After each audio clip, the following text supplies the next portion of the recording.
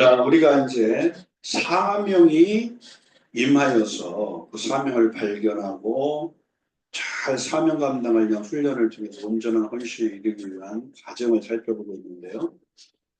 선택과 만남의 단계가 있고, 또 거기에 두 번째는 내 것을 내리는 단계, 세 번째는 말씀을 배우는 단계, 또 말씀의 은혜를 받고 나면 명령이 임하는 단계, 그 명령이 임하면 말씀에 기꺼이 순종하는 단계에서 결과적으로 이적을 체험하는 단계로 나아갑니다. 하나님은 순종하는 자에게 이적을 체험케 하시는데 여섯 번째 단계로 이적을 체험하는 단계인데요. 바로 순종하는 자에게 이적을 체험케 해요. 그 체험의 원천이 되는 순종을 살펴보는데요. 체험은 사실 이적을 체험하게 하는 순종 자체가 체험을 이제 하도록 만드는 거기 때문에 순종하면 명령의 말씀에 순종하면 체험이 일어나는 거고 순종하지 않으면 이적을 체험할 수가 없죠. 그래서 이적을 체험하게 하는 순종 또 명령에 대한 새로운 인식을 하게 되는 이유가 순종하면 할수록 체험이 이제 따라오니까 명령의 말씀에 내가 기쁨으로 순종하면 더 큰 체험을 할 수 있겠구나 인식을 하게 돼요. 그래서 새로운 순종을 촉진해 영적인 변화를 통한 성숙이 일어나요. 이해가 됩니까? 그래서 명령에 순종하면 이적을 체험하여 확신 속에 성숙해 가게 되는 줄로 믿습니다. 자, 순종에 따른 명령자의 책임에 대해서 우리가 한번 살펴보세요. 하나님은 순종하는 자를 결코 실망시키지 아니하십니다. 그래서 말씀을 책임지시는 주님이고, 그래서 깊은 데로 가서 그물을 던져라. 그랬더니 주님의 말씀을 책임져 주잖아요. 그리고 두 번째가 뭐요? 고깃대의 움직임을 아시는 주님이세요. 모든 것을 전지하신, 예?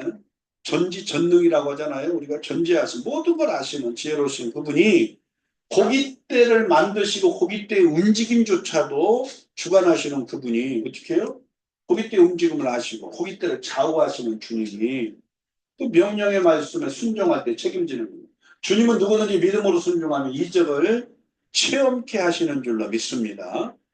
그래서 하나님은 믿음으로 순종할 때 넘치는 복을 주시는데 체험의 현장과 관리에 그 체험을 하고 그 체험한 것들을 관리하는 지혜가 필요해요. 그래서 그물이 찢어지는 상태의 기적이 나타났잖아요.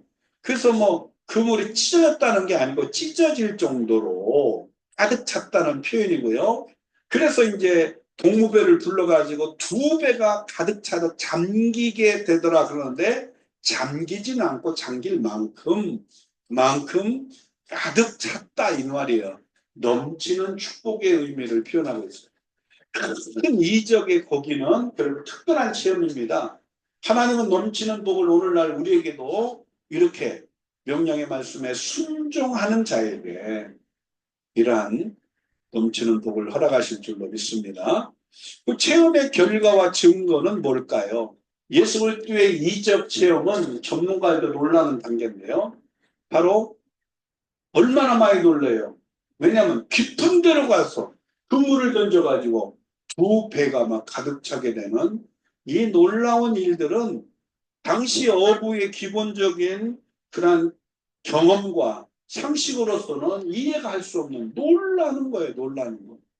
그래서 뭐 베드로와 동생도 놀라고 또 야고보와 요한도 놀래고 뭐 그 주위에 있는 많은 사람들 얼마나 더 놀랬겠어요.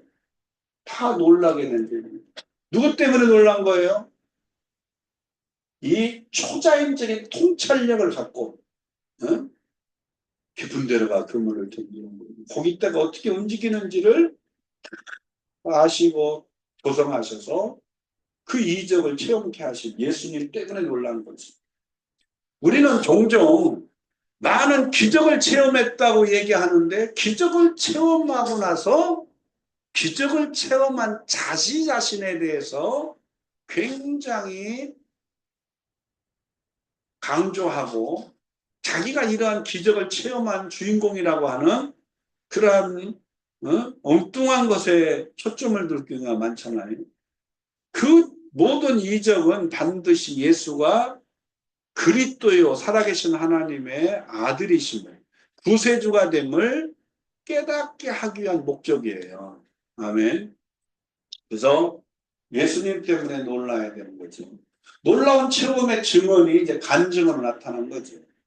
그렇습니다. 우리는 이적을 체험하고 주님을 만나면 어떻게 돼요? 그 주님의 그 허락하신 놀라운 체험들을 증언하는 일을 하는 거예요. 그게 바로 예수의 증인이 하는 일이죠. 그래서 체험이 크고 놀라운 일일수록 증언은 빨리 전파돼요. 예를 들어서 뭐 우리가 잘 아는 것처럼 이제 예수님이 병을 고쳤어요. 그때 병 고침 받은 사람이 가가지고 가만히 있습니까? 그냥 조용히 하라 그러는데도 가가지고 막 나발 불잖아요. 그러니까 어떻게 할 수가 없죠. 자, 체험이 보류되는 6가지 관점이 있어요. 다 이적을 체험하는 게 아니라 체험이 아직 일어나지 않고 경험되지 않고 보류가 되는 경우가 있어요. 어차피 되기는 돼요. 안 되는 게 아니라 그런데 보류가 된다는 거예요.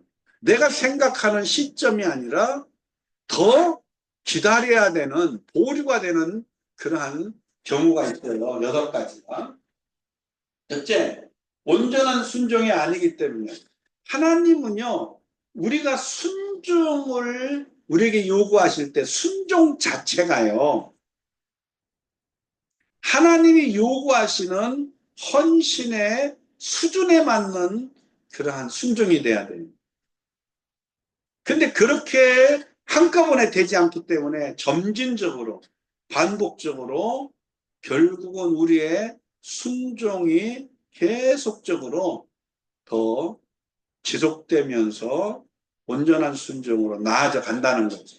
그렇기 때문에 한 번 순종했다고 그래서 그냥 다 되는 거예요. 그래서 우리가 뭐 눈 먼 소경을 눈을 뜨게 하는 작업이 어떻게 됐어요? 뭐 예수님이 흙으로 막 뭐 침을 뱉었는지 뭐 하여튼간 흙을 이겨가지고 눈에다 갖다 붙이고 신라면모사가 씻고 오라고 그러잖아요.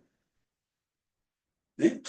그러니까는 가서 뭐 그냥 한번 눈 딱 안수 한번 해가지고 펑 뜨게 하면 되는데 그렇게 안 하잖아요. 네? 다 이게 순종하는 믿음을 키우는 작업들이란 얘기예요. 또 하나가 있어요. 네? 안수를 해요. 보이냐? 안 보이는데요? 또 안수요. 보이냐? 희미하게 보이는데요. 밝게 보입니다. 점진적으로 고쳐주시는 그런 과정들이었어요. 이건 뭐냐면 순종을 계속적으로 반복적으로 하면서 온전한 순종이 되도록 그의 믿음을 키워가는 헌신도를 키워가는 방법이라는. 자, 내게 주는 명령으로 받지 못할 때 체험의 보류가 돼요. 그건 우리한테 얘기한 거지 나 개인에게 얘기한 게 아니잖아요. 우리한테 얘기한 거지. 그러니까 뭐 다른 사람이 했을 수도 있고 나는 안 해도 되는 거 아닌가요? 이렇게 생각할 때가 있잖아요. 그럴 때는 아니다. 너한테 주는 거다. 다시 또 명령이 내려오겠죠. 그래서 내게 주는 명령으로 받지 못했을 때 체험이 보류가 된다. 세 번째는 성령 충만에 이르지 못했기 때문에 체험이 보류된다. 여기 봐봐요. 그만큼의 권능이 있어야 영적인 장애물들을 제거하고 그 영적인 사단의 방해를 돌파해서 하나님의 역사를 이룰 거 아니겠어요. 근데 성령의 권능이 약하면 어떻게 돼요? 자신의 힘만으로는 영적 전쟁에 승리할 수가 없잖아요. 그렇기 때문에 아무리 그런 상황이 돼도 체험에 보류되면 자신이 연약함을 이제 느끼고 더 성령의 충만을 받기 위해서 기도하고 하는 거예요. 이적은 사람들을 놀라게 이적 자체가 전부가 아니라 이적을 체험함으로 우리의 명령이 결국은 순종할 때 이적으로 나타나기 때문에 순종을 배워하게 하신다. 아멘. 체험에 보류되는 게 네 번째는 아직 때가 이르지 않았기 때문에 그 때가 결국 하나님의 구속사적인 그리스도의 시간대라는 거예요. 아멘. 그러니까 사람들이 생각할 때 지금 나면서부터 눈먼 소경을 예수님이 하나님의 영광을 위한 병이라고 고쳐줬어요. 네? 어떻게 돼요? 사람들이 생각할 때 그러면은 아니 뭐 하나님의 영광을 위해서 좀 일찍 고쳐주지 그럴 수 있잖아요. 네? 또 아니면 또 내가 이렇게 해놓고 요때가 되면 내가 준비가 될 것 같은 내 마음이 준비가 될 것 같은 요때에 해주세요. 그런데 그 전에 한 데리고 가버려요. 네? 그러니까 이게 내가 원하고 내가 정하는 때가 아니라 전도 3장에는 모든 것에 범사의 때와 기한이 있다고 하잖아요. 심을 때가 있으면 뽑을 때가 있고. 이해가 되시죠? 그래서 때를 따라 합당하게 지으시고 만들어 가시고 이끌어 가신다. 때, 때. 그래서 때밀이는 모든 사람은 때가 있다. 그렇게 얘기한다고 하잖아요. 모든 사람이 몸에 있는 때를 얘기하지만 모든 하나님의 일, 정말 하나님의 체험은 반드시 때가 있어요. 그래서 그 때에 맞는 체험을 해요. 자, 어릴 때 신체 발달 속에 어린아이는 이가 빠지는 때가 있어요. 그렇죠? 이가 빠지고 생리 나면서 저거 한 이가 빠지고 진짜 이가 나오잖아요. 새이가. 그게 어릴 때밖에 없잖아요. 그 이후에 없는 거잖아. 그래 안 그래요? 다 모든 것이 그 때가 있다고. 신체 발달의 때가 있듯이. 지금 이제 이거면 우리는 마지막 때를 준비하고 마지막 때를 살아갈 수 있는 순교신앙을 무장해야 되고 마지막 때 주님이 다릴 길을 예비하기 위해서 3대 중점 사역, 이 세계복음화 선교 전략인 3대 중점 사역을 감당하도록 훈련하고 무장해서 어떻게 해야 된다? 중국 복음화, 할렐루야, 아시아 복음화, 세계 복음화를 이루고 선교를 이루는, 선교 완성을 이루는 그러한 마지막 때에 그러한 주님이 다시 올 길을 예비하는 일에 쓰임받는 우리들이 돼야 할 줄로 믿습니다. 근데 지금 초림 예수 준비하는 세례요한 같이 광야에 가서 석청 먹고 또 털옷을 입고 앉아가지고 그 예수님을 소개하는 광야에 외치는 자의 소리라고 준비하고 있으면 이건 안 맞는 거잖아요. 노아처럼 앉아가지고 지금 노아의 방주나 짓는다고 배를 만드는 일만 하고 있다가는 또 안 되잖아요. 우리가 모든 건 다 그 하나님의 구속사 섭리 안에서 하나님의 그리스도의 시간대가 있다고. 그 시간대는 이미 오시마 약속하고 예표하고 예언한 대로 구약에 오시마 약속한 그 예수가 이미 오셨고 그분이 올라가서 성령을 보내주시고 이제는 성령이 임하셔서 권능을 갖고 예수의 증인이 되며 교회를 세우고 이방인의 택한 자의 수가 되로 돌아오는 이 놀라운 세계복음화의 시대에 살고 있어요. 그때가 되면 이제 세계복음화가 이루어지고 마지막 택한 그 유대인들이 주 앞에 돌아오고 결국은 이제 7년 대환란이 일어나고 결과적으로 주님은 지상재림이 일어나게 될 겁니다. 그러니까 우리가요 정말 마지막 때 우리가 살고 앞으로 그리스도의 시간대 속에 다시 오심이 남아있기 때문에 다시 오시기 전에 일어날 이 모든 세계복음화를 이루고 또 정말 7년 대환란의 역사가 분명히 일어나요. 이해가 되시죠? 그리고 반드시 주님의 지상 재림이 일어나면서 최후 심판이 일어나고 또 상을 가지고 오신 주님이 믿는 자에게는 반드시 새하늘과 새 땅에 그리스도가 통치하는 천년왕국에서 1000년 동안 주신 면류관을 받아서 왕노릇하고 할렐루야. 또 백부자 심판 이후에 영원 천국의 새 세토로 왕노릇하고 그렇기 때문에 우리가 분명히 그리스도의 시간대가 있어요. 시간대. 아멘. 우리가 그것들을 성경을 통해 하나님의 그들의 섭리 안에서 이 그리스도의 시간대를 아는 게 중요하다. 우리는 지금 그리스도의 다시 오심에 대한 마지막 때를 앞두고 살아가고 있다. 또 체험이 보류된 다섯 번째는 뭐예요? 체험이 보류되는 경우 다섯 번째, 주님을 더 의지하게 하려고. 그래서 아까 말씀드린 것처럼 눈을 뜨게 하는데 한 번에 딱 기도하고 펑 뜨게 하는 게 아니라 어떻게 해요? 어? 어떻게 보이냐? 아주 희미하게 보입니다. 또 한 번 기도하고 또 눈을 밝게 보이게 되는 점진적으로 그렇게 하면서 주님을 더 의지하게 하려고. 또 여섯 번째는 영성 강화를 위해 내 자랑이 안 되고 오직 주의 영으로 이 모든 것들이 이루어져서 내가 아니라 하나님이 하셨습니다. 하나님께 영광 돌릴 수 있는 그러한 영성이 참으로 충만해서 영적으로 성숙해 가도록 만들기 위해서 체험이 보류되는 경우가 있다. 그래서 여러분 체험만이 전부가 아니에요. 없다고 체험이 없다고 흔들리지 말고 결국은 체험을 그 말씀의 명령에 순종할 때 이 체험을 하기 위해서 반드시 동반되는 고난도 따라요. 이해가 되죠? 그래서 체험을 목표로 삼지 말고 체험을 통해서 예수 그리스도를 알아가는 이적을 통해 주님의 능력을 더욱더 확신하고 증거하는 저와 여러분이 되어야 할 줄로 믿습니다. 자, 이제 이렇게 이적을 체험하면은 예수 그리스도가 주가 되심을, 구주가 되심을 발견하는 은혜가 있네요.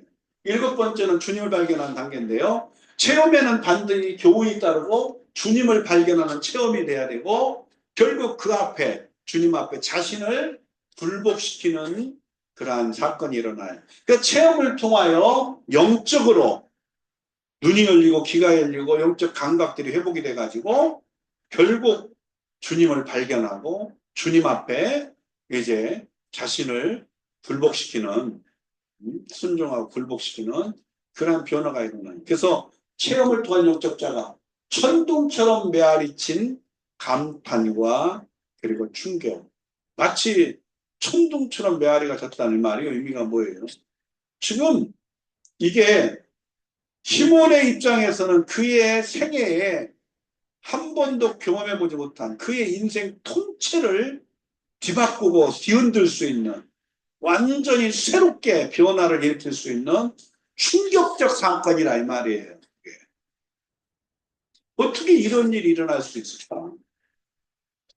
아주 막 갑자기 막 천둥이 막 내려치듯이 그렇게 메아리가 칠 정도의 그러한 놀라운 이적을 체험하고 감탄사가 나오는 것만 아니라 충격이죠.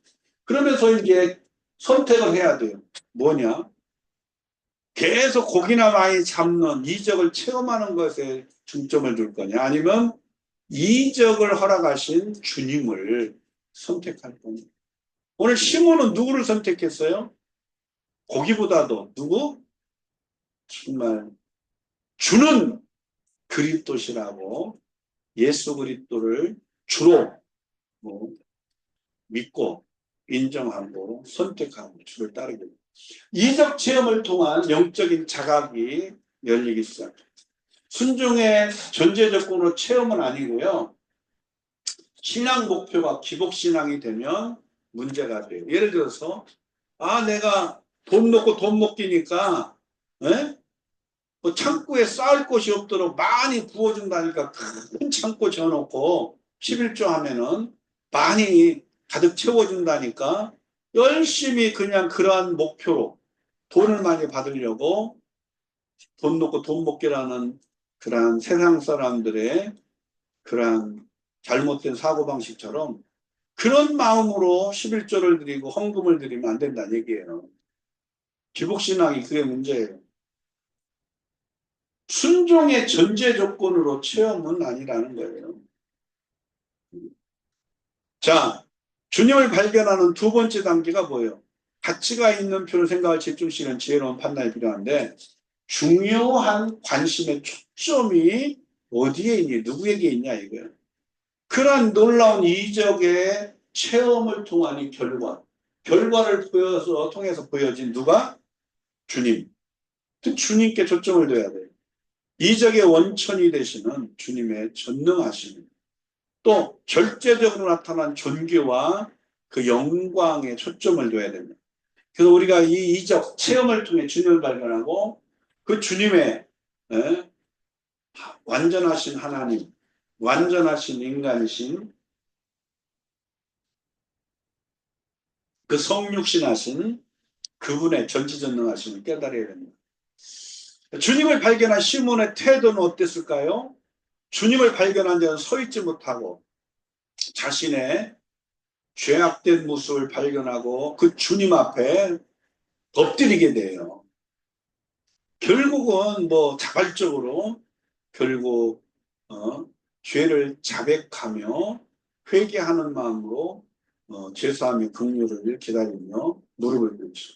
주를 발견한 시몬 테러 능동적이고 이제 수동적이 아니에요. 누가 시켜서가 아니라 능동적으로 알았으니까 그 주님을 발견했으니까 자발적인 굴복이 돼요. 진실한 마음.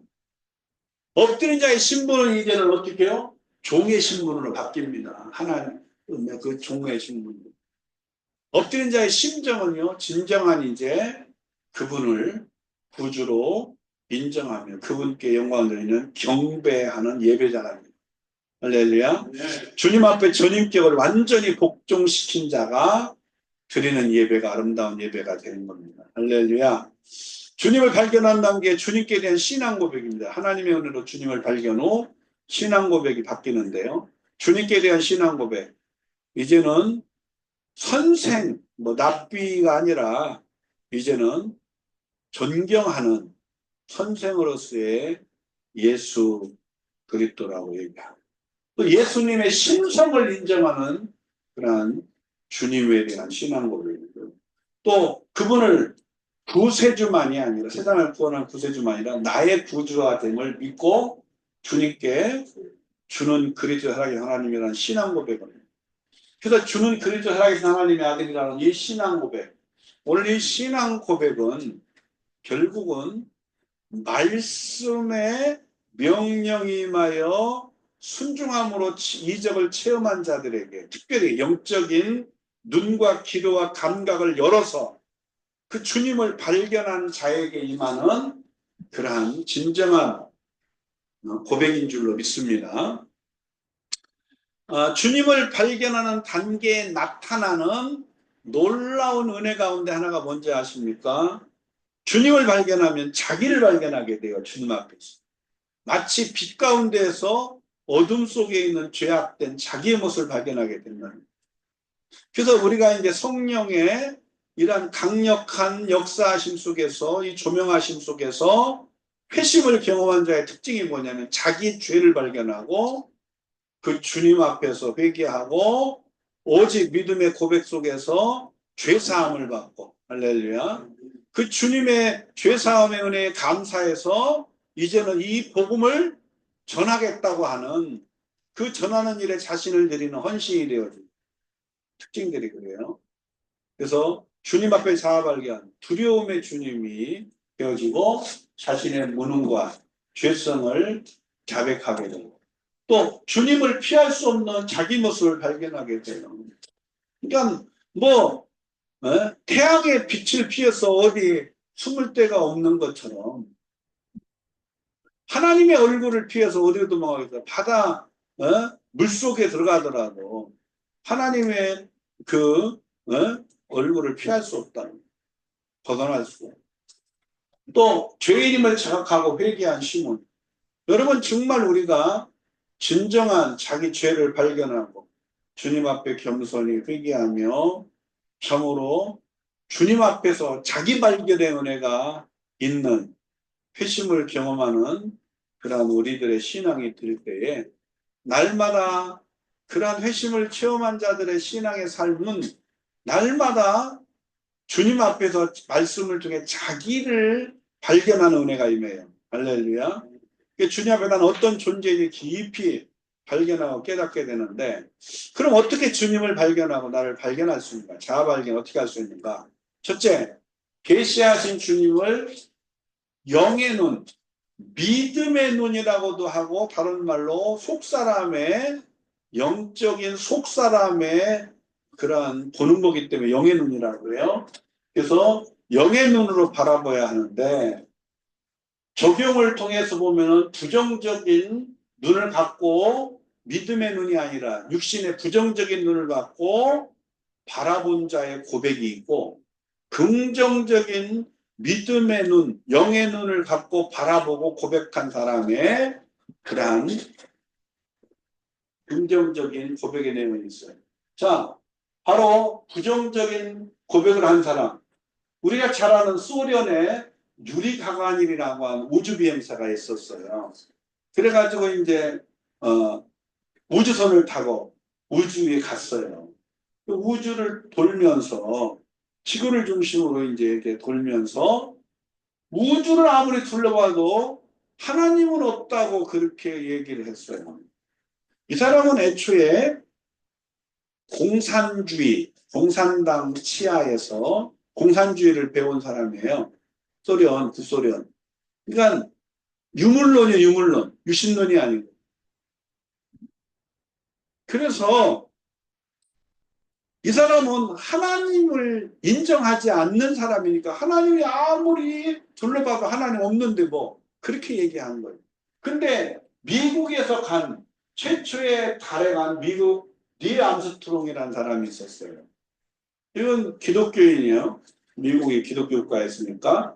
그래서 이제 성경을 통해서 이제 교육을 받고 믿음을 가지고 간 미국의 닐 암스트롱이 최초의 달에 가가지고 그가 고백한 내용이 있어요. 창조하신 우주에 하나님은 계시다. 할렐루야. 하나님이 창조하신 우주에 가서 보니까 하나님이 거기 계시더라 이거예요. 하나님이 거기 계시고 통치하고 계시더라 이 말이에요. 어떤 사람은 왜 없다고 그러고 어떤 사람은 있다고 그래요. 믿음에 있는 차이라는 거죠. 마찬가지예요. 똑같이 믿는 사람이라도 성령으로 거듭나서 영의 눈이 열려서 영적인 눈을 열고 영이신 하나님과 영적 세계를 보는 사람은 영의 세계를 얘기하고 있어요. 근데 믿음의 사람이라도 성령으로 거듭나지 못하고 영의 눈과 기능들이 회복되지 않은 사람은 절대로 영이신 하나님과 영의 세계를 볼 수 없기 때문에 얘기하지 않습니다. 마치 이런 거예요. 성령의 은사를 체험한 사람은 성령의 은사를 인정하고 영적인 성령의 역사하는 영적 세계를 인정합니다. 근데 은사를 체험하지 못한 사람은 절대로 그가 경험하지 못한 은사 세계 또 영적 세계에 대해서 잘 인정하지 않아요. 그래서 결국은 계시하신 주님을 우리가 영의 눈을 열려서 영의 눈을 열어서 바라봐야 돼요. 그래서 나의 영의 눈이 열려 영이신 주님을 만났는가? 오늘 스스로 한번 우리의 신앙을 질문해 볼 필요가 있습니다. 주님을 발견하고 나를 발견하는 그러한 과정에 대해서 설명하는 거예요. 두 번째, 이적의 체험은 나타난 현상을 통해서 하나님의 능력을 깨닫는 동기를 합니다. 체험을 통해서 이 현상으로 결국 하나님의 능력을 깨닫는다. 나는 지금 이적을 깨닫고 있는 거예요. 하나님의 능력이 역사되고 있음을 다시 한번 깨달은 대로 확신 속에 증거해보는 그런 우리의 신앙의 대화입니다. 세 번째는 체험 자체보다 주님의 절대성과 권능에 관심을 기울여야 되는데 그래야 주님 발견하고 나를 발견하는 은혜가 있는데요. 나의 경우에 잡힌 고기가 무엇인가? 마치 내가 이제 이미 잡은 것에 대한 체험을 경험했던 과거의 체험이 아니라 지금 오늘 내게 일어나지 않는 그러한 일들에 대해서 우리가 이제 어떻게 생각하고 있냐 이거예요. 나의 궁극적 관심사는 무엇인가 궁극적으로. 그래서 우리가 정말 우리가 사모하지 않고 확신하지 않고 영적인 그러한 세계들을 우리가 사모하고 경험하고 그것들을 더욱더 이제 통해서 볼 수 있는 눈물이 열려서 주님을 발견하고 자기를 발견하는 애가 임하겠습니다. 네 번째는 이적의 원천에 주님을 발견했으면 그 앞에 무릎을 꿇어야만이 된다. 나는 주님 앞에 무릎을 꿇고 있니? 그렇지 못한 그 이유가 무엇인가? 이게 참 굉장히 중요한 얘기인데요. 우리는 보통 하나님을 창조주로 인정하고 고백하며 전능하사 천지를 만드신 하나님 아버지를 내가 믿사오며 사도신경의 신앙 고백을 해요. 이해가 되죠? 근데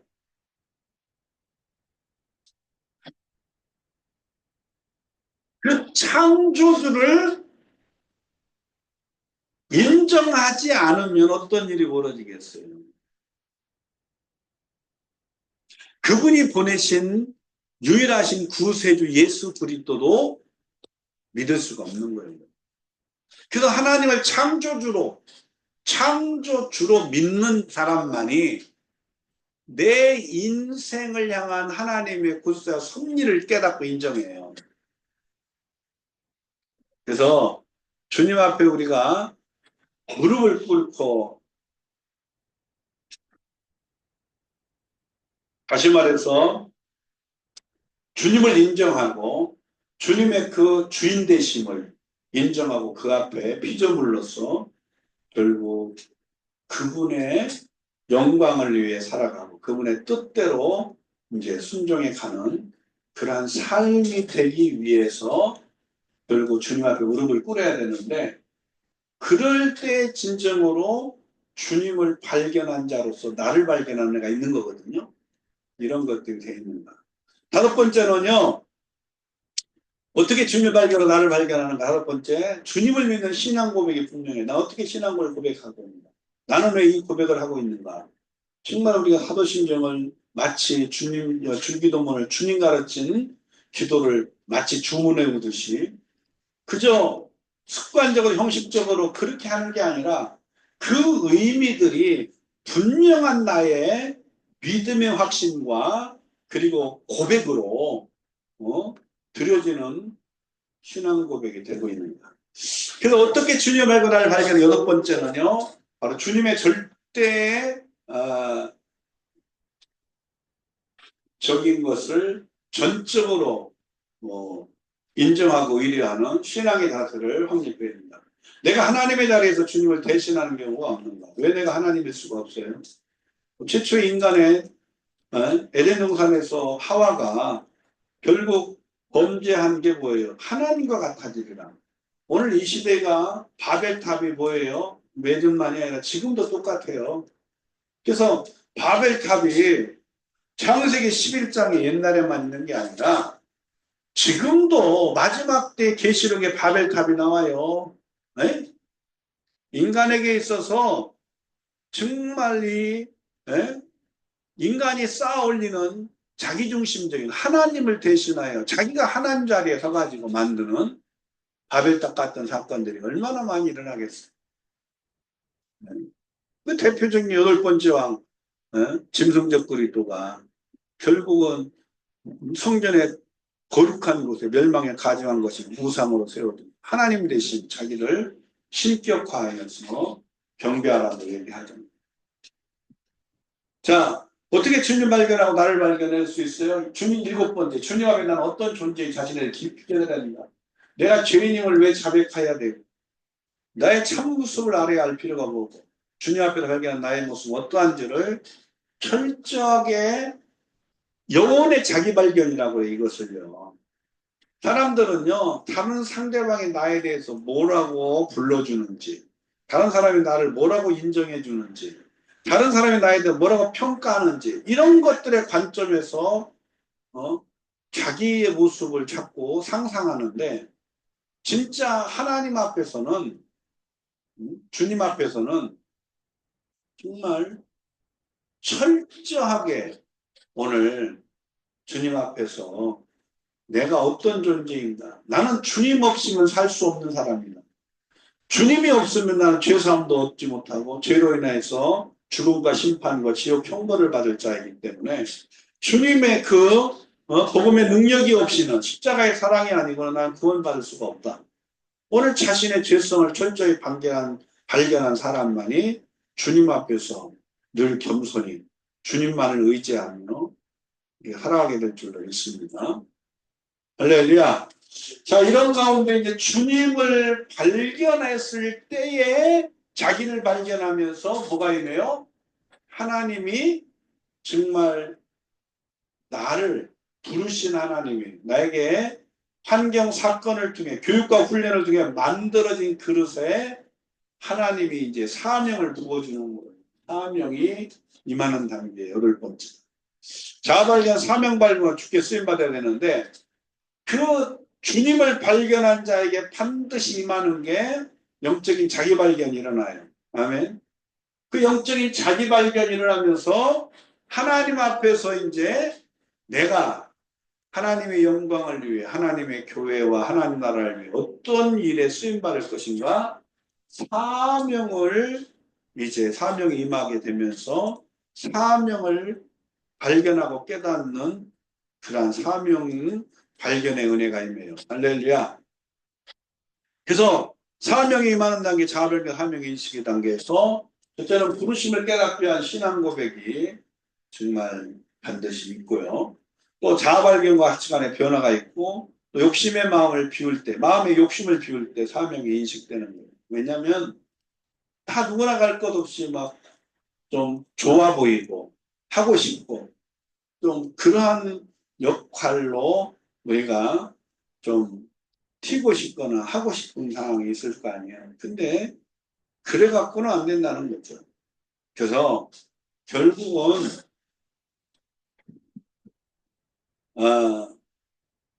하나님이 내게 어떻게 하나님이 쓰시기 위해서 사명을 부르심으로 불렀는가, 어떤 사명을 내게 맡겨주셨는가, 오늘 하나님의 관점에서 정말 제대로 발견을 하고 그 사명을 감당할 수 있는 그러한 교육과 훈련이 되어야 되죠. 가치관의 변화는 삶의 태도에 큰 영향을 미친다. 그러면 하나님이 이것이 모든 건 반대 용도가 있죠. 용도. 그 사명이 임하는 게 사명 어떻게 깨닫는가, 사명 어디서 어떻게 찾는가, 사명이 왜 중요한가, 존재 목적을 우리가 찾는 거기 때문에 왜 굉장히 중요해요. 어떻게 사명을 감당하는가.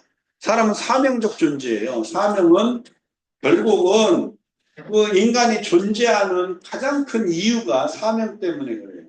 아멘. 사명이 안 끝났으면 하나님이 아무리 힘들고 어려워도 결국은 버티고 또 감당할 수 있는 힘을 주신다. 아멘. 사명이 안 끝났으면, 사명이 있으면 어떻게 해요? 정말 병든 자 고쳐 쓰시고, 할렐루야. 하나님께서 정말 영적인 그런 고통 속에 있으면 그 영적인 고통들을 다 제거하시고 하나님이 회복시켜 사용할 줄로 믿습니다. 사명은 그러기 때문에 이 땅에 그리스도인들이 존재하는 이유예요. 그러면 사명이 만나게 사명 수용과 승리하는 삶은 이제 굉장히 중요한데 삶의 목적인 사명을 이해하고 수용하고 그래서 사명대로 쓰임받아야 되는데 사명에 대한 태도 우리는 무서워하지 말라. 또 소아시아 일곱 교회를 향해서 마지막 때를 살아가야 할 마지막 때 이 전쟁에서 승리하며 살아가야 할 사명이 있잖아요. 마지막 때의 사명, 시대적 사명. 그래서 어떻게 해요? 일곱 교회를 향해서 두려워하지 말라는 거예요. 뭐 하지 말라? 두려워하지 말라. 두려워하지 말라. 사명에 대한 태도 두려워하지 말기를 바랍니다. 할렐루야. 네. 가장 고귀한 사명인 걸 믿으셔야 돼요. 그것이 어디에 가치를 둬야 돼요? 이 땅의 가치? 아닙니다. 하나님의 나라의 가치. 이 땅에 믿지 않는 사람들이 인정해주는 가치가 아니고요. 오직 하나님 나라에 약속된 상을 바라보는 자만이 가지는 가치. 할렐루야. 자, 성공적인 삶의 평가가 필요하고 그 일들에 이제 수임받는 사명 감당이 있어야 돼요. 자신의 능력으로 감당할 수 있는 최고의 가치가 되는 사명. 그래서 사명이 임하는 단계에서 훈련은 사명을 감당하기 위한 훈련은 필수고 그 사명에 따라서 하나님이 맡기시는 일, 사역의 중요성 따라서 이 사명에 대한 훈련 코스가 달라요. 과목이 다르고. 그래서 사명 감당하려면 훈련 과정에 훈련 내용, 필수 과목이 있고 전공 과목이 있고 선택 과목이 있고 교양 과목이 있다. 뭐 신학교의 그러한 교육 커리큘럼 안에도 결국은 그 신학교마다 필수 과목에 대한 부분에 기본적인 것들이 있지만 뭐 그런 가운데서도 학교마다 조금씩 전공에 따라 달라요. 찬양신학교는 찬양 쪽에, 복지신학이면 복지 쪽에, 선교신학교는 선교 쪽에, 또 뭐 총회신학교면 총회 목회자를 양성하는 곳이다. 총회 산하에 목회자를 양성하는 거예요. 총회신학에. 그러면 총회신학은 오직 그냥 총회 안에, 교단 안에 목회를 할 수 있는 목회자를 양성하기 위한 거기 때문에 총회신학교의 커리큘럼하고 개념이 달라요.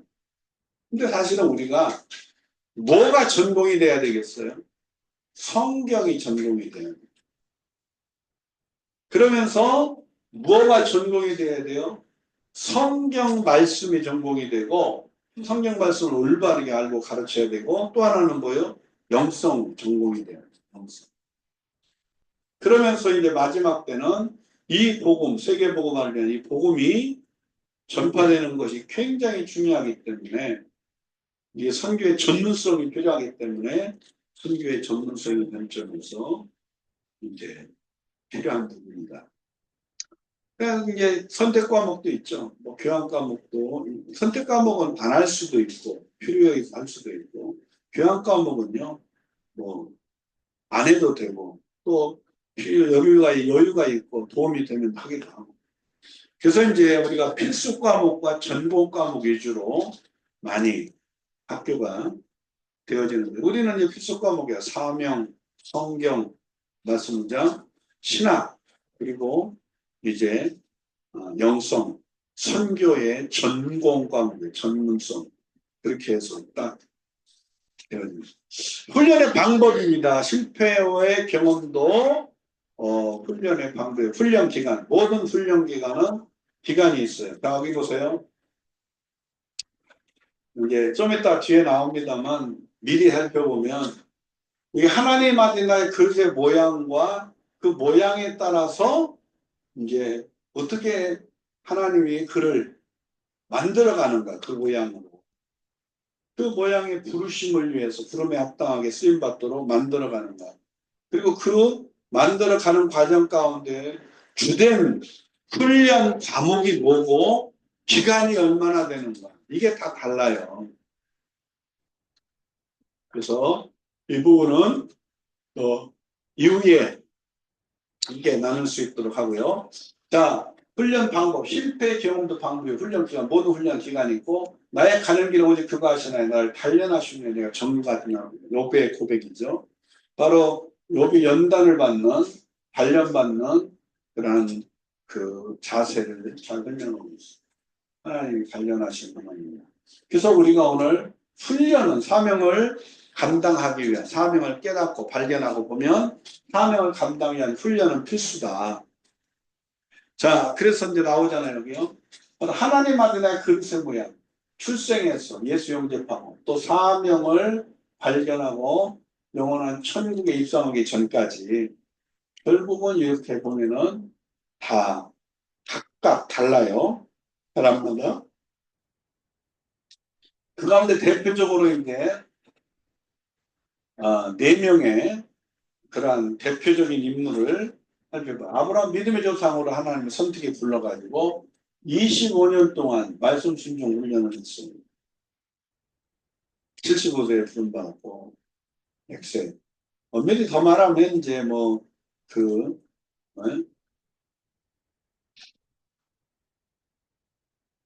100세에서 아이를 낳고 그 아이를 또 이제 그 소년일 때 그 아이를 제물로 바치고 이제야 내가 나를 경외하는 줄 아니라 창세기 22장에 말씀이 있기까지 그래서 믿음의 조상으로 인정받고 쓰임받는 그때까지 보면은 훨씬 더 많은 시간이 추가가 돼요. 한 45년 정도 보기도 하는데요. 최소 한 17년 정도만 17살 정도만 작아도 벌써 몇 살입니까? 그렇기 때문에 40년이 훨씬 넘는 42, 3년 정도 되는 그러한 순종훈련이 말씀 순종훈련이 있어. 그러니까 믿음이란 결국 순종으로 나타나는 것이 올바른 하나님이 인정하는 살아있는 믿음. 야곱은 이스라엘 영적인 복을 받은 자로, 이스라엘로 영적인 복을 받은 자로 만들기 위해서 20년 동안 참으로 하나님이 훈련하시고 나반 함정 나반에 훈련하시고 어디게요? 결국 강한 자아가 폭이 되는 야복강에서 한도뼈가 부러지는 그러한 씨름을 하는 그러한 포기 훈련들이 있었습니다. 그래서 이제 이 야곱의 생애 가운데에서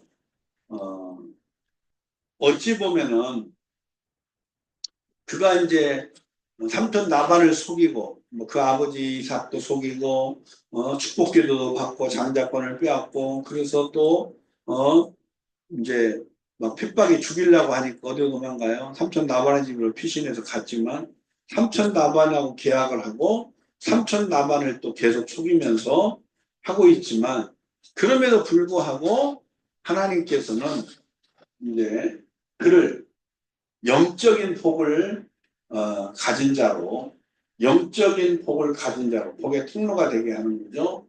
그래서 어떻게 해요? 그 20년 동안 삼촌 나반의 집에서 그렇게 속이기도 하고 속임을 당하면서 얻었던 모든 부가 결과적으로 다 부를 다 내려놓고 영적인 복을 가진 자로 만들어가기 위해서 한도뼈가 부러져요. 한도뼈. 강한 자아가 20년 동안의 강한 자아가 파쇄되는 자아포기의 훈련의 시간입니다. 아멘.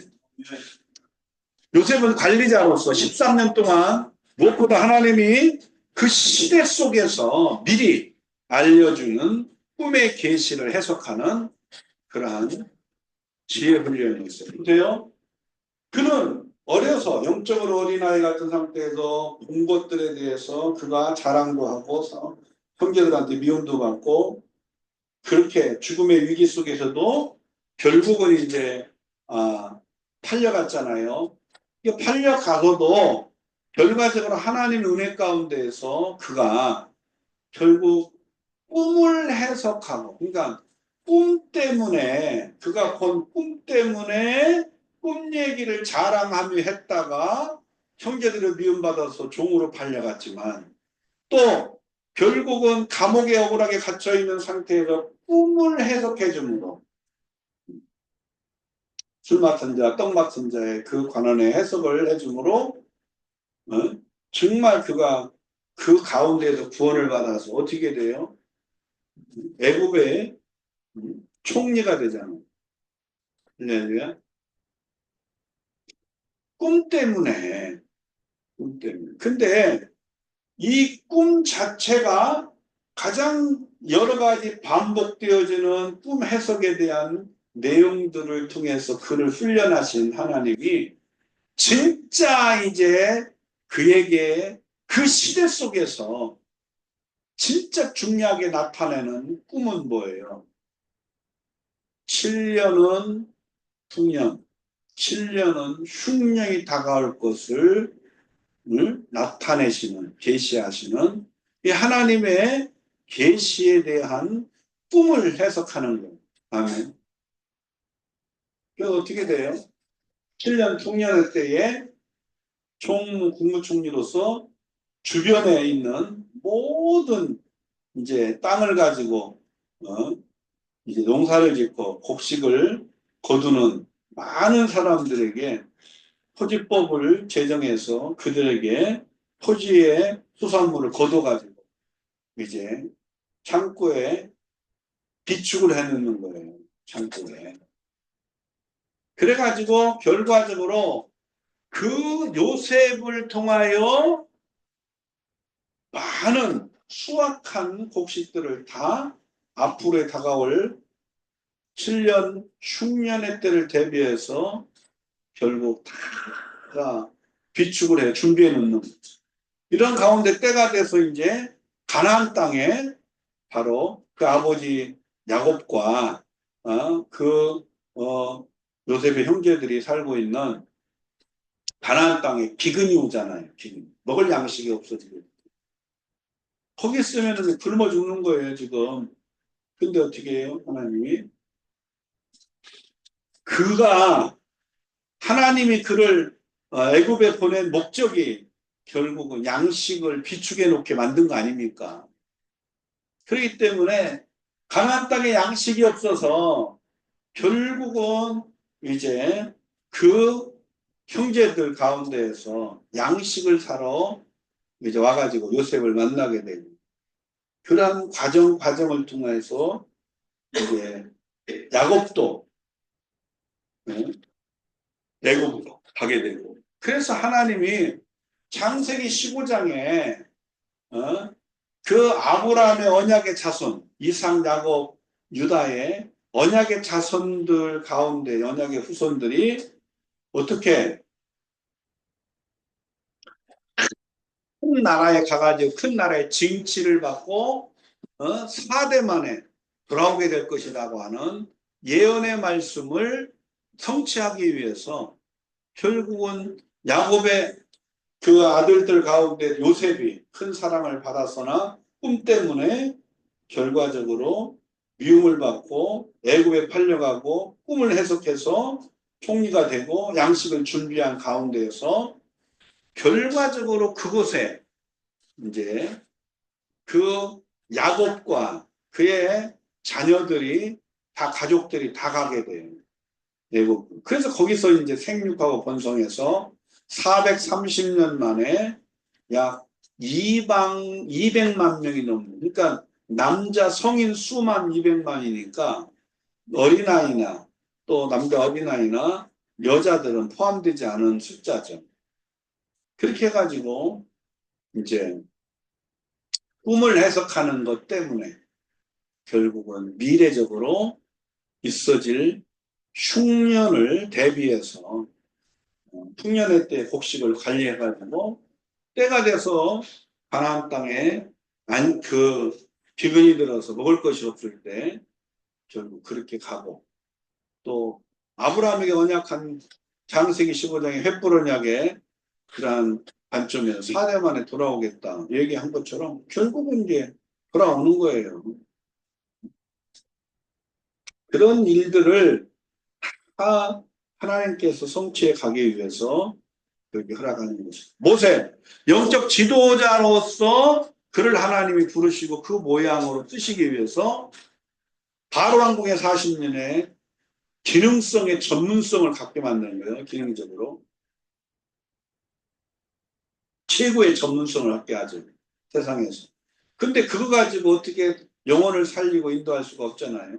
하나님의 영적 지도자가 될 수가 없죠. 그래서 광야에 도피를 해가지고 광야에 가서 40년을 훈련하고, 이 80년의 준비 기간을 통하여 결국은 하나님의 말씀대로 그 명령대로 순종하는 훈련을 통해서 하나님의 능력의 그러한 지팡이를 가지고 하나님의 능력으로 임하시고 나타내시고 역사하심을 보면서 결국은 이제 영적 지도자 쓰임 받은 거죠.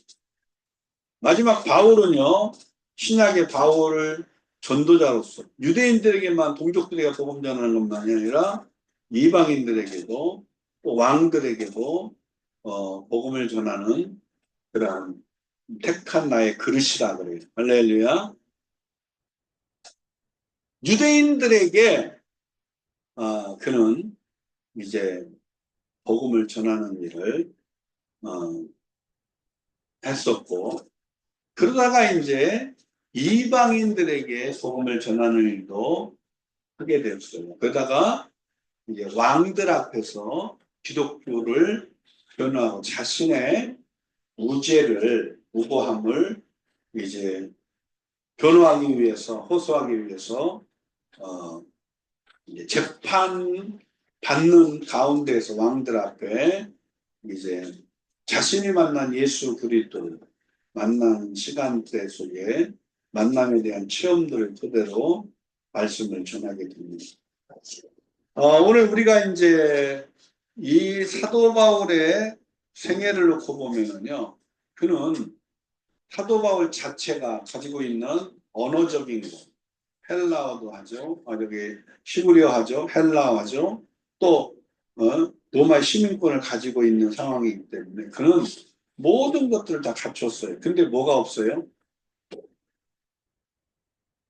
그에게 부활하신 주님의 십자가의 복음이 없었어요.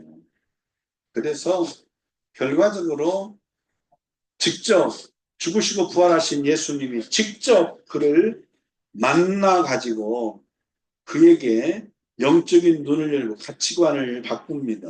그리고 모든 것들을 배설물처럼 버리고 예수를 알아가는 일 힘쓰게 하고 예수 그리스도의 증인으로서 하나님이 허락하신 은혜의 복음을 증가를 하면은 나의 목숨도 조금 더 귀하게 여기지 않겠다. 이런 마음으로 전하게 돼요. 자, 그러면 이제 보세요. 여기 봅니다. 아브라함은 25년, 최소 40년 이상을 말씀 중에 야곱 이스라엘은 20년 동안 자합하게 파수의 훈련을 했어요. 자기를 죽이고 파수.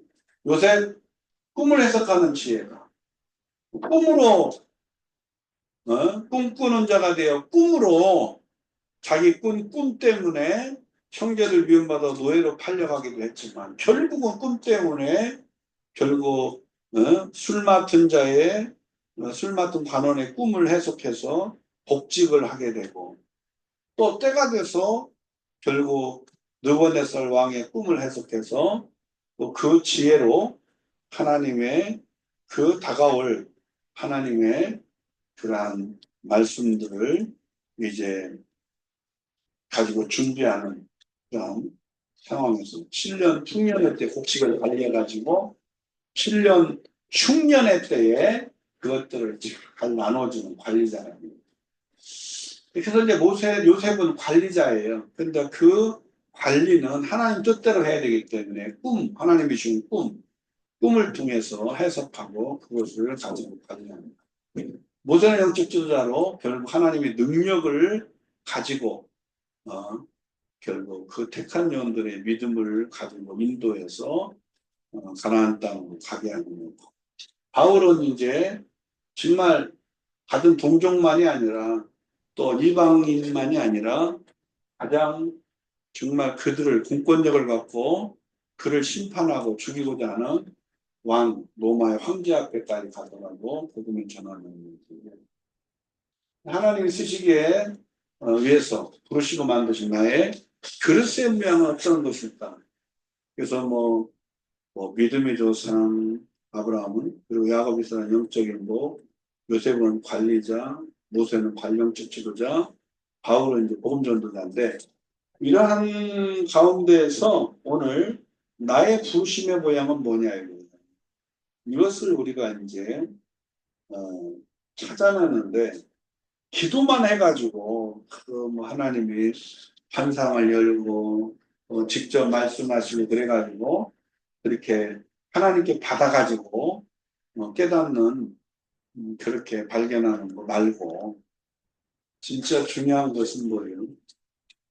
총체적으로 객관적으로 그래서 체크표를 가지고 체크를 통해서 이 상담자가 결국은 이 체크한 사람의 그런 그릇의 모양을 하나님 앞에서 기도하며 이제 발견하고 체크한 것들을 토대로 그것들을 확인해서 이제 부르신 그릇의 모양을 찾아내고 거기에 부어진 은사가 무엇인지 그 가운데 주특기 은사가 뭐고 그 주특기 은사를 통하여 하나님 맡기는 사명과 그 주된 사역에 대한 부분을 찾아내는 거예요. 자, 사명에 임하는 그런 마음가짐, 효과적인 사역은 사명에 대한 자세, 태도에 달려 있어요. 사명에 임하는 마음가짐. 사명의 내용과 특성을 이해해야 되고 체험을 통해 받은 걸 기억해야 되고 그래서 그 마음에 소원을 품어야 되고 자만하지 말고 온유하고 겸손해야 돼요. 나의 지식이 절대 주님 말씀을 능가할 수 없음을 기억하고 사명에 임하는 자의 마음의 자세, 태도에 따라서 결과적으로 달라진다는 게 효과입니다. 또 사명에 임하는 마음가짐 두 번째는요. 성령께서 전적으로 성령님께 의탁해야 되고 왜냐하면은 우리가 성령으로 하지 않고는 아무것도 영적인 세계를 우리가 영적 전쟁에 승리할 수도 없고 영적인 지혜를 알 수도 없고 하나님 원하는 뜻대로 할 수도 없어요. 그렇기 때문에 성령의 또 권능을 가져야만 힘있게 할 수도 있고 그렇기 때문에 성령에게 전적으로 의탁해야 되고 또 영혼을 구원하는 사역으로 부르신 소명감에 불타야 된다. 영혼 구원의 사역. 중요한 것은 영혼을 살리고 영혼을 세워가는 사역이다 이거예요. 할렐루야.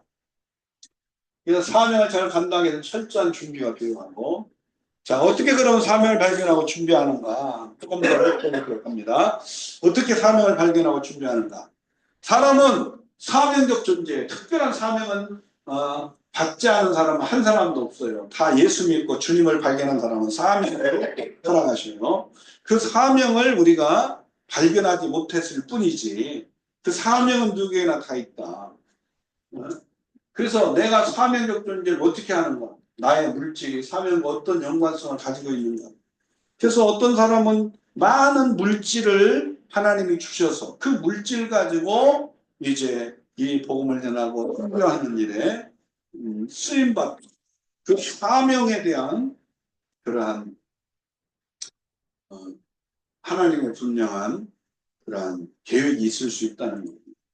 그렇기 때문에 뭐 무엇이 시작되든 교회가 되든 학교가 되든 또 뭐 선교회가 되든 아니면 뭐 무슨 선교 센터가 되든 뭐가 되든 간에 처음 시작되는 곳에는 하나의 미랄처럼 희생하고 가지고 있는 재능만이 아니라 은사만이 아니라 몸만이 아니라 물질도 누군가는 십질반 투자를 해야 모든 것들이 시작이 되고 세워져 봐요. 이해가 됩니까?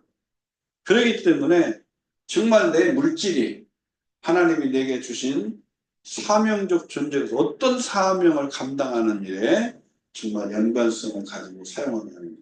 또 사명은 두 번째로 귀한데 그 이유는 내 사명이 내 삶의 목적이기 때문에 그래요.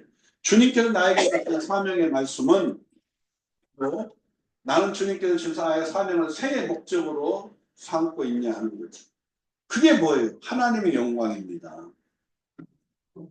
그래서 우리가 진정은 인간의 이 땅의 존재의 목적이 뭐예요? 대열의 문답, 소열의 문답, 12신조 다 이 첫 번째가 전부 다 뭐냐면 인간이 이 땅에 존재하는 목적이 뭐냐 이거예요. 하나님의 영광을 위해 존재하고 있다는 거예요. 할렐루야. 그래서 우리의 주된 사명은 먹든지 마시든지 하나님의 영광을 위해서 살아가는 그냥 삶의 목적이 우리에게 있다는 거예요. 아멘. 또 세 번째로는 사명을 올바로 감당하는 것은 성공적인 생애로 승리한 생애, 성공적 생애를 평가되는데 사명을 효과적으로 감당하기 위해서 내가 가진 장점들, 주특기라는 것이 있는데 그런 건 뭐냐 찾아내야 되고 현재 나의 삶은 성공적이냐 실패냐 이런 세상에서의 성공 실패가 아니라 모든 그리스도인들의 영적인 삶에는요 승리와 패배예요. 이해가 됩니까? 영적 전쟁에 승리하면 뭐 어떠한 일적인 측면에서 또 어떠한 업적에 대한 측면에서는 미미할 수 있어도 실패한 것처럼 보일지라도 결국은 영적 전쟁에 승리한 것이라면 승리가 한 것이고 영적 전쟁에 패배한 것이라면 패배한 거예요. 그래서 오늘 나의 삶이 성공적인가 아니면 뭐 그 이유가 무엇인가를 성공과 실패에 대한 가치 기준부터 바르게 성립해야 됩니다. 네 번째 사명을 잘 감당하기 위해서는 철저한 준비, 훈련, 무장이 필요하다. 나는 지금까지 어떤 준비를 갖춰왔는가? 활용되어야 될 재능과 은사는 뭔고? 주님 맡긴 사명을 잘 감당하기 위해서 나에게 주신 그러한 이 사명을 감당하기 위한 준비, 훈련, 또 영적 무장이 되어져야 될 요소는 뭔가? 사람마다요, 다 달라요. 찬양을 통해서 복음을 전하라. 하나님의 영광을 드러내고 찬양을 통해 복음을 전하라. 그러면 찬양에 대한 무기를 정말 잘 활용해서 찬양을 통해 하나님께 영광 돌릴 수 있고 또 찬양을 통해 사람들에게 은혜를 끼치기도 하고 더 중요한 건 찬양은 영적 전쟁에 승리를 할 수 있도록 정말 그러한 준비, 훈련, 무장이 돼야 됩니다. 자, 사명을 효과적으로 감당하기 위한 자세와 태도 역시 매우 중요한데요. 나는 사명에 대해 가장 합당한 자세와 태도를 취하고 있습니다. 사람들은 그래요. 사명에 대해서 알기는 알고 사명의 십자가 지고 따라가야 하는 건 사실이지만 너무 힘드니까 이제는 조금 벗고 싶다. 내가 지고 가야 될 십자가를 내가 벗어놓으면 결국은 어떻게 되겠어요? 누가 지겠냐? 그래서 억지로 지고 가는 그러한 이제 니고데모도 있었잖아요. 억지로 지고 가는 십자가. 근데 억지로 지고 가더라도 그것은 하나님께서 정말 복을 주신다. 아멘. 그래서 여러분들이 정말 기왕이면은 힘들고 어렵지만 기쁘고 즐겁고 자원하는 마음으로 행복한 마음으로 사명의 십자가를 지는 자세와 태도가 필요합니다. 아멘. 네.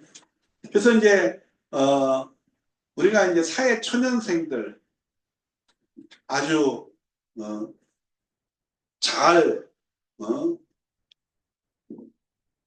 성숙되지 못한 그런 사람들은 연약하니까 항상 두렵고 무섭고 어떠한 일이 생길 때마다 막 굉장히 힘들어하고 그러잖아요. 근데 인생을 어느 정도 이제 많은 풍랑도 경험하고 많은 것들을 해온 사람들 어떻게 해요? 웬만해서는 그런 것들에 요동치도 않고 미동조차 안 하게 된다는 거.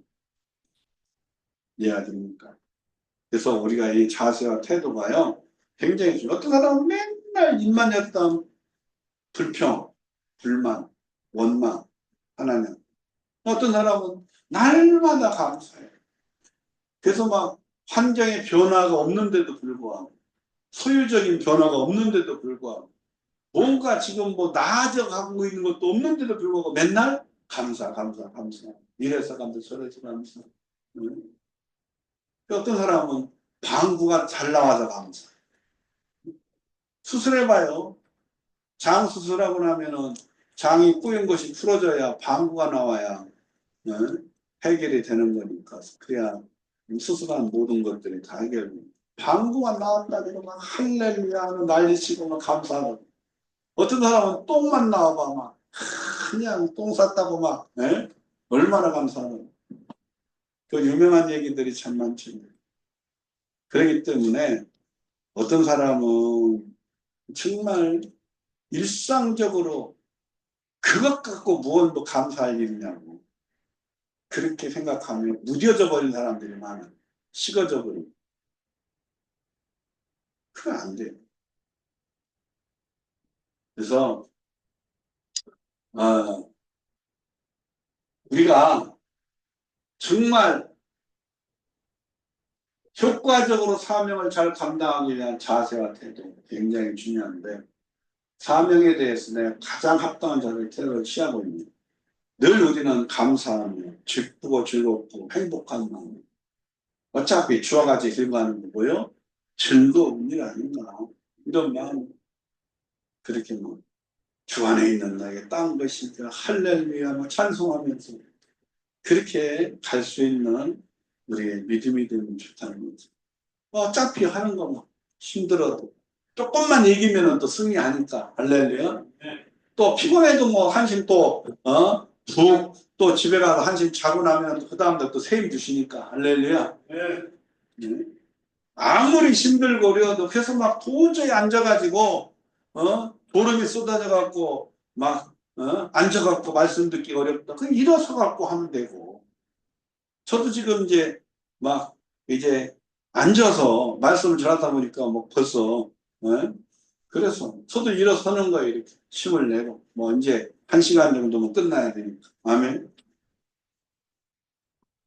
강의를 오래 하다 보면은요, 나중에는 이게 멍할 때가 있어요.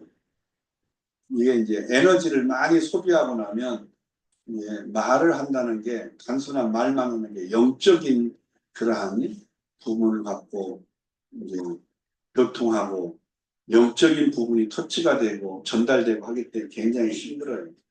그래서 일반적인 뭐 세상에서 그냥 사람들하고 대화하는 거하고 또 뭐 일반적인 저거 하는 거 또 달랐어요. 이게 영적인 말씀을 전하는 게 이게 굉장히 사실 이게 에너지가 소비가 많이 되거든요. 어느 시간이 지나면 이게 막 이제 어, 멍해지는 그러한 시간이에요. 그래서 계속 이제 이게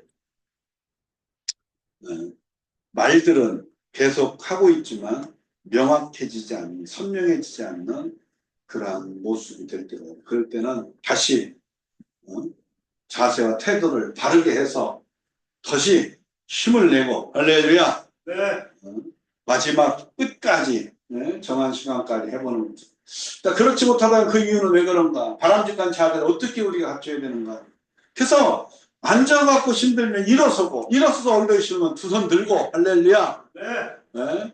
그래서 막 가만히 앉아서 그냥 마음속으로 하는 것이 아니라 입으로 아멘 하고 막 아니면 막 두 손 들고 할렐루야 아멘 하고 할렐루야. 네. 우리가 이제 막 정말 이러한 자세와 태도가 굉장히 중요해. 적극적이고 거기에 대해서 막 믿음의 자세. 네. 또 적극적이면서 어떻게 해요? 긍정적인 자세. 할렐루야.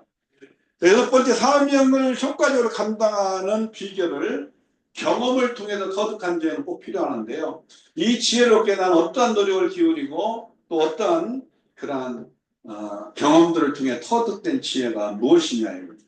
사람은요 정말 케이스 대 케이스예요. 쉽게 말하면 어떠한 상황적인 상황 속에서 결국 사건들을 경험함으로 교훈도 얻고 깨달음도 얻어요. 할렐루야. 그래서 이런 가운데에서 이제 우리가 사명이 이제 임하고 사명을 발견하게 되고 그래서 그 사명을 감당하기 위한 그런 준비, 훈련이 필요하고 그 이후에 이제 우리가 그 사명을 위하여 사랑남는 어부가 되게 하겠다고 하니까 모든 소유를 보고 따르는 모습들이 일어나게 됩니다.